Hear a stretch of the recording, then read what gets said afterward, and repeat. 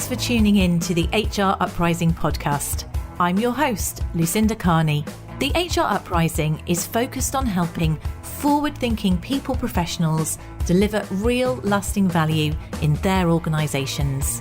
I'm a chartered psychologist, speaker and trainer, and recently authored the best-selling business book, How to Be a Change Superhero. My day job is founder and CEO of software and training business Actus. This gives me the opportunity to work with other businesses like yours. We are focused on building a better workplace for people wherever they are located, with the help of our performance, learning and talent management software and our training and consultancy services. Every week on the podcast, I will be covering different topics and challenges, joined by relevant experts and real-life people professionals. Thank you so much for tuning in. I really hope you enjoy and get value from this week's episode.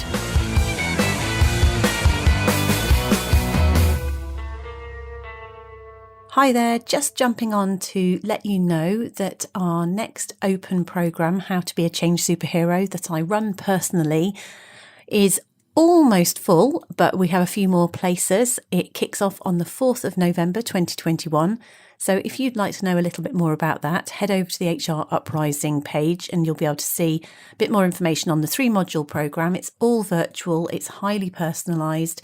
It includes one-to-one 360 feedback and coaching by me. So if you'd like to work on really getting underneath the principles, the practical principles of change, then why don't you take a look at that? It's usually a really brilliant, engaging programme and I thoroughly enjoyed running it. So do take a look if you'd like to join us on this next cohort.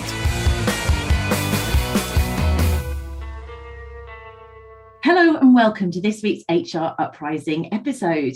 And we've got a very special episode this week. I have got a special guest called Ruby Harrison who is joining me, and we're going to do a real HR episode.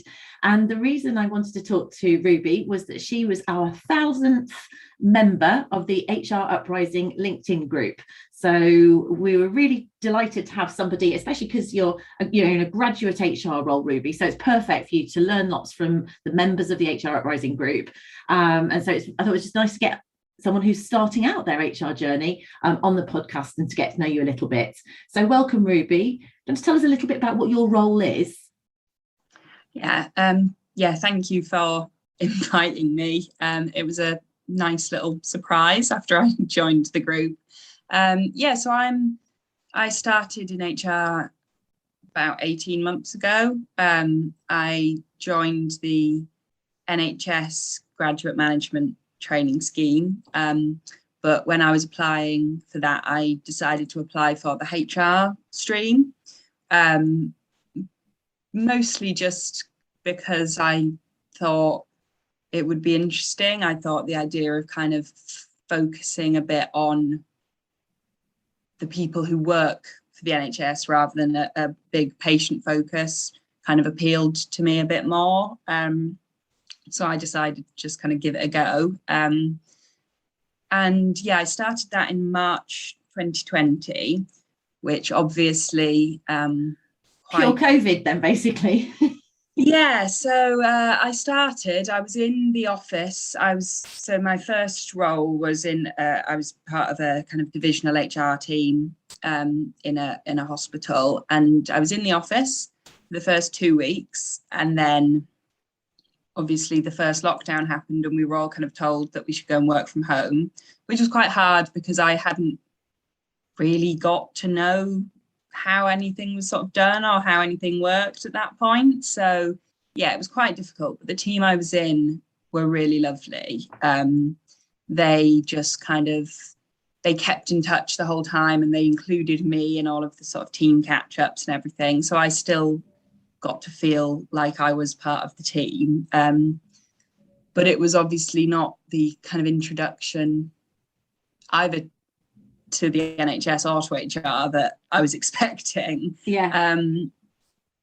But that was okay. And then by about June or July last year, we started coming back into the office 1 or 2 days a week. So I was back in. And that role was very much, I suppose, kind of operational HR. So I was looking after the children's hospital. I mean, say Children's Hospital, it's part of the same hospital, but, you know, the Children's Directorate, that's the word I'm looking for. Right. I was there. I was quite fortunate, again, just kind of by chance, that one of the members of the team went on maternity leave at that point.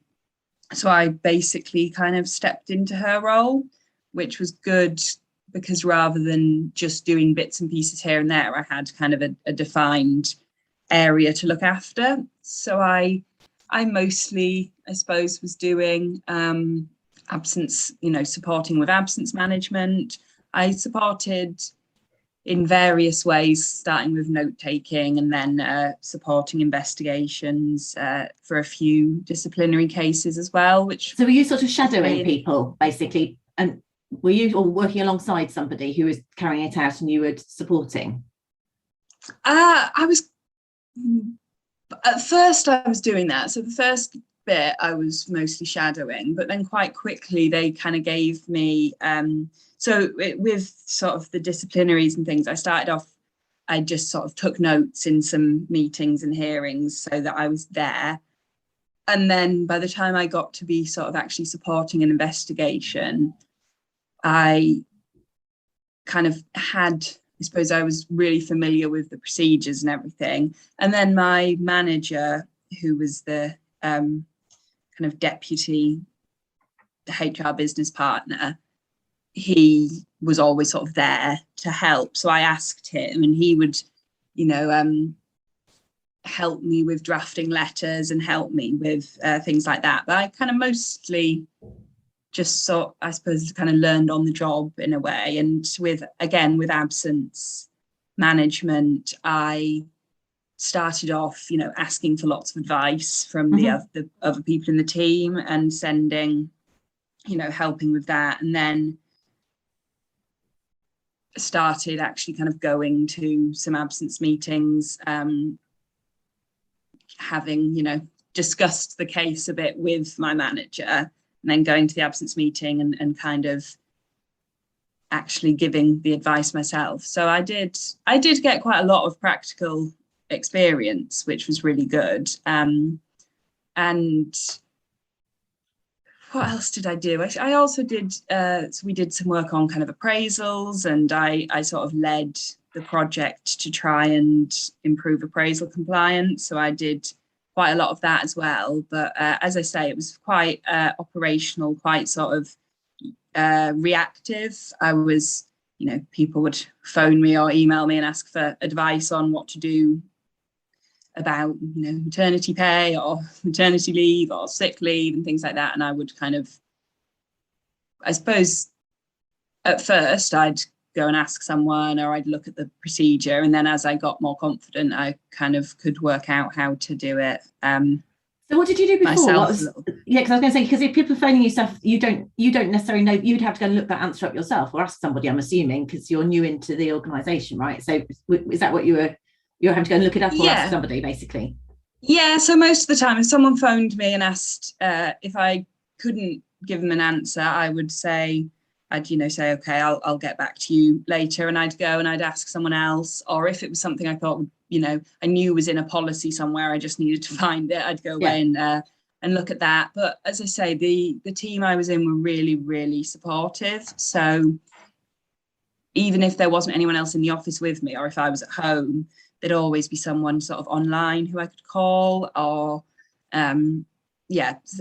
so when I did have those questions and I wasn't sure, there was always kind of somebody I could ask, which was what was your degree in before you came into this?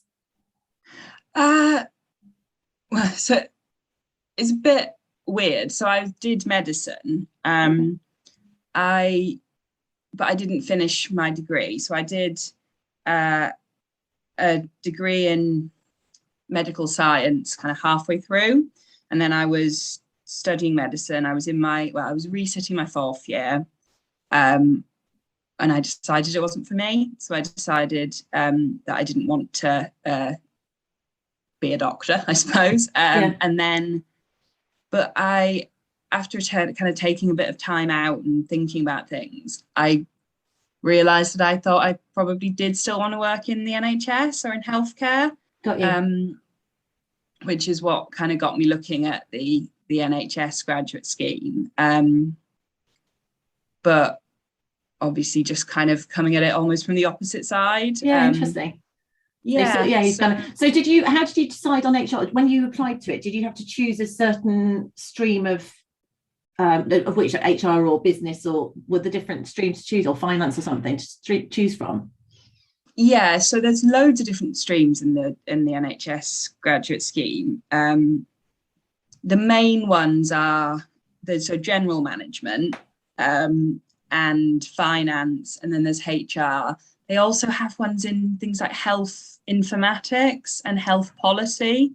But when I was applying, because they've now started doing 2 cohorts a year, March and September, right. But my year was the first March one. So for that, the only kind of ones on offer were finance, HR, and general management. And I kind of knew finance was not an option. And then the general management, so that would have been more, managing services in terms of, a little bit more kind of hands-on running of different hospital services. And then obviously HR. And I decided, again, I suppose partly after my degree and after my experience with that, I felt like, I'm trying to think of a way of saying this that doesn't sound bad. I felt like I wanted to be more involved with the people working in the NHS rather than direct patient care. Yeah. Sort of indirect.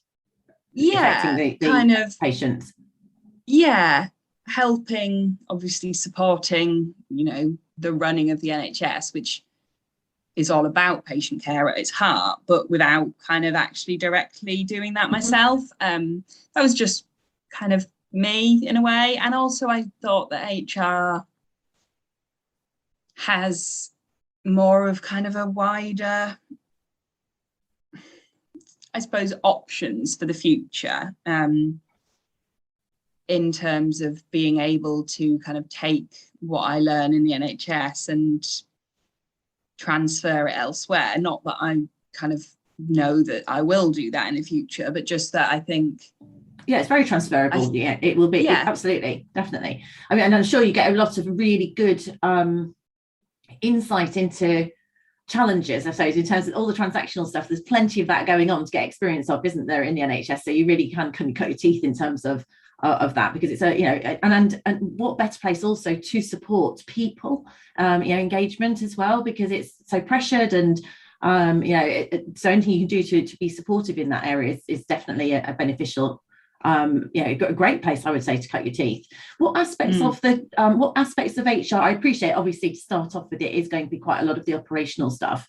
What interests you? What sort of things would you like to do a bit more of? You said you did a bit of appraisal, you've done a bit on sort of absence management. Are there things that you'd like to get involved in? Yeah, something I did a little bit of, but I'd like to do a lot more of, is kind of work on equality and diversity and inclusion. I did some work with the EDI team, but yeah, I'd like to do a bit more of that. And then a kind of recent interest, I suppose, partly because as part of the graduate scheme, we're doing a postgrad diploma in human resource management, and one of our recent modules we were looking quite a lot at talent management, and also I was having a conversation with someone else who I work with at the moment about talent management and things, and I think that's something which I haven't really done any of at the moment, but I'd like to experience more of. Yeah, there's lots of things, really, I suppose, isn't there? I think one of the things that I've kind of learned is how broad the kind of the world of HR is, really, and how much there is that you can do. And it does, at the moment, it feels like I haven't done all that much of it. So yeah, definitely I'd like to have more of that strategic thinking, I suppose, putting it, thinking exposure about to it. Yeah. And actually the placement that I'm going to next is with a commissioning group. So I think then I will have a bit more of exposure to that. Like you're saying, it's I'm very early in my career, so there's quite a lot of things that I'm interested in, but I suppose I just don't really know. Yeah, absolutely. And it's just get the experience of as many things as possible. I mean, in the commissioning groups, they're going through a lot of change at the moment, aren't they, in terms of those? So that will be quite, from a change management point of view, culture change piece to get a bit of insight into, I would imagine, there as well. Because that's the thing, isn't it? Because obviously my job was classified as HR, but I was in learning and development, and actually that's entirely different, and organizational development. So it's kind of a subset, but it's really different in terms of the sort of conversations you're having with people, compared to somebody who's in a reward role or a recruitment role or say a really operational role. So it sounds like it's an ideal place to go and get, cut your teeth and try lots of different things. And obviously, use your network as well. So, and the network in the HR Uprising LinkedIn group as well. It is really useful to understand the different things are out there, because I don't think until you actually go into the job how many different elements there are there. Definitely. Yeah, I'm at the moment. So there's one of the really good things about the NHS graduate scheme is that we have an opportunity to do an 8-week, they call it a flexi placement, that we organise ourselves, and that can be, well, pretty much anywhere, as long as we there's a reason for it, for our own development, and that we can bring some of those skills back in. And that's what I'm doing at the moment. I'm doing it with a company called PTHR. I don't know if Perry Timms. Yeah, Perry Timms. Yeah. And that was, I just reached out to him and asked if I could spend some time with them, and that's been fascinating because it's so different.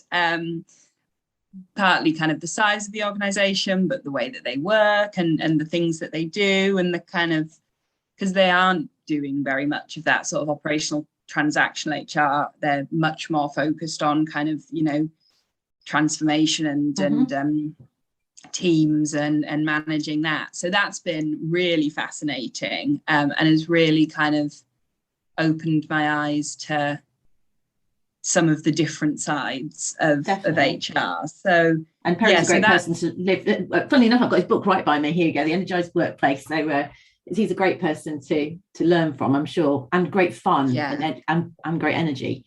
So it'd be nice to be part of that team, I'm sure.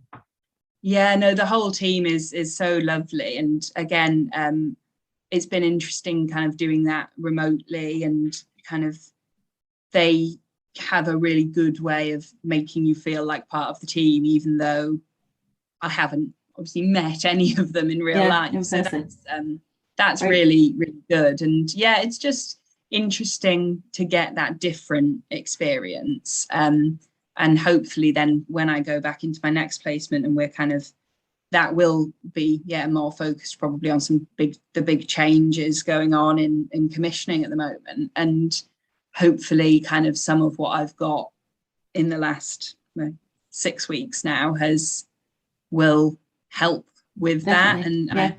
And So how much longer have you got in your NHS? How many more placements have you got to go? So just the one. So in a couple of weeks' time, I'm starting with the commissioning route, which at some point will become the integrated care system. So that'll be obviously quite a big bit of work on transformation and change there. So that should be interesting. And that will be until sometime next year. So because of COVID, again, there's a bit more flexibility in terms of when it finishes, but it'll probably finish around sort of July, August next year. So that again will be quite a long placement with them. Hopefully a chance to really get involved and sort of have my own things to do, and really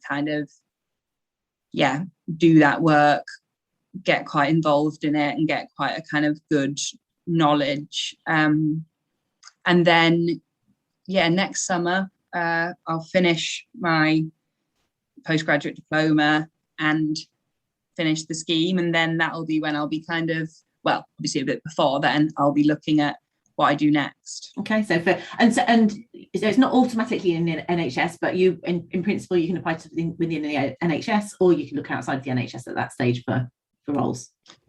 Yeah, so it's not a kind of guaranteed, here is a job for you, because lots of people, when we start the scheme, you're given a kind of option of places to go, but then you don't, there's no guarantee, so you can end up anywhere. Okay. So I moved from Wales to Oxford to do the scheme. So although, working in Oxford's been lovely, my intention is to kind of move back closer to home. So they kind of give us that. They say, there are lots of jobs, obviously, in the NHS. They're always kind of looking all over the country. People. Yeah, all over the country. So it's kind of just a question of, what you're looking for and what you want to do. And I'll be looking definitely in the NHS because as I said, whether I do it forever is a different question, but definitely in the kind of near future, I'd want to stay in the NHS and do that. So perfect. Well, hopefully some people, there might be people listening, you never know. It's always good to expand that network, isn't it? And a lot of it is, relationships and networking. So Ruby, wish you lots of luck in this coming up placement. I'll say the change is certainly plenty of that, because I work with one of the CCGs local to me at the moment.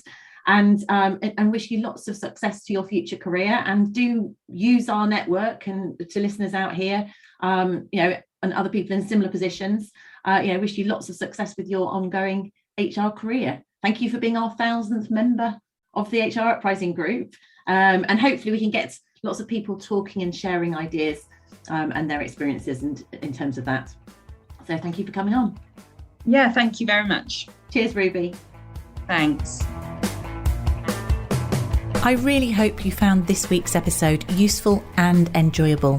If you did, perhaps you could recommend us to a friend or colleague, or give us a review on your platform of choice. It really helps new listeners to find us. Now, you can access links to any of the information mentioned in this show via the website www.hruprising.com. Further free resources are also available at www.actus.co.uk. There you can also find out more about our software and training solutions. Finally, why not join our LinkedIn group, the HR Uprising, to share ideas and collaborate with other like-minded people professionals.